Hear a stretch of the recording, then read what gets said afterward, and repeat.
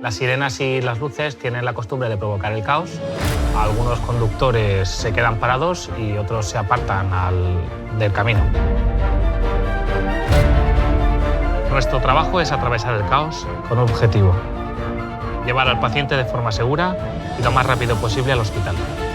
1, 2, arriba. Tienes que predecir no solo lo que va a hacer el coche que está frente a ti, sino 2 coches por delante de estos.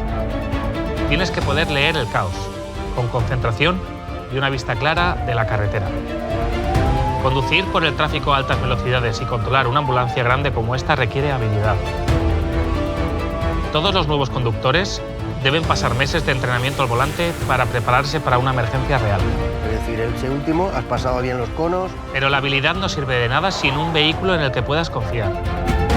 Y la ambulancia Ford Transit es perfecta para el trabajo. Hacer giros rápidos a través del tráfico y espacios reducidos en un vehículo grande puede ser difícil. Esta ambulancia se maneja como un coche. Sé exactamente cómo reaccionará la Transit a gran velocidad al doblar una esquina. Es más fácil de usar que otras ambulancias.